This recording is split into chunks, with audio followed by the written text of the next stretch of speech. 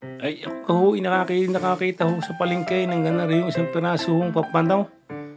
Ay ari ho sa palagay ko yung pampanahong ari malasa at ang palagay ko makakabili lang ho din yung may kakayanan ho sa buhay sa katulad ko ho, edi ako'y dumahop ng isa para lang matikman ho lang rin yung pampanong aray. At nilagyan ko na nga ho, nalahiran ko na nga ho ng asin, paminta. Ay mega shout out po sa akin pong mga new followers. Mga avid followers ko po, marami pong salamat sa inyo pong suporta, sa inyong kaasbag. Salamat po sa panonood po ng mga video. Ay pakilike and share lang po at pakicomment lang po kung tagasan po ba kayo. At malaman ko po kung talaga pong pinanonood niyo po ang aking pong mga binibideo pong aray.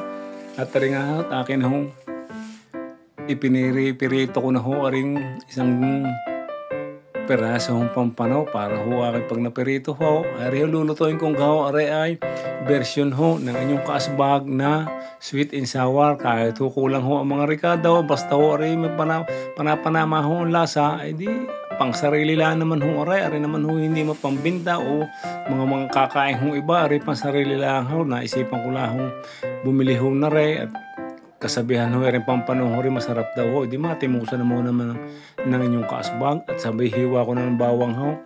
At saka ho aring sibuyas na pampail. Hoy, hindi ho rin iba ho iniisip ninyo mga kaasbag. Ang pampail ho, ayun ho ay pampaluha kapag hinihiwa ho ninyo. Diga ho, pag naghihiwa ho kayo ng sibuyas at sigurado namang luluha yung mata. Kaya ho, ang tawag ho diyan ay pampail. O, ayos na ho. Ay baka ho maray iba ho niyong iniisip.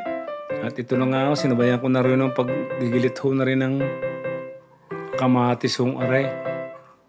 Para ho aray, pampaasim naman ho. Kaysa gagamit ho ko ng konting suka, ay di arin na ho. At ito na nga ho mga kaasbag. Nung mahiwa-hiwa ko, ay di umpisa ho na tayo na pagluluto. Ang unahin lagi, bigit yung lagi unahin bawang. At pag may aroma na ho ang bawang, ay di susunod na ho ang kamatis. At saka ho yang sibuyas na pampael. At pag iyan hong kamatis hong iyan ay lutong-luto na, dapan-dapa na, kailangan dapan-dapa na para ho ang aroma ng kamatis ay makuha ho, ang texture ho ng itsura ay ari ho, inyo ho ng padadapain hong ganaray. At pag dapa na ho yan, ay dalagyan ho ng isang tasang tubig na galing sa tapayan. Sabay lagay ho nyo ng asin, paminta, at ang importante ho, ari ang magic sarap na nakakapagpalinamnam ng anuman lutuin. Kaya naman, magic sarap, bikini man.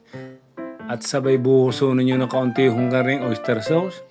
At saka itong banana ketchup na magpapapula ho na iluluto hong aray. At pag arohi bula ka na, sabay halo ho nyo ng papagayo at papaganaray. Ay sinasabi ko sa inyong sabay timos, lagyan ho yung konting pambalansing asukal, ay talagang napakasarap na hong lasa.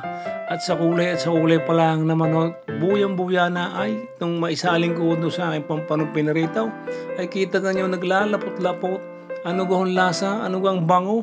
At ito na nga ho ang aking finished product ho ng aking version na sweet and sour na pampano. Mga kasbag, bye-bye po.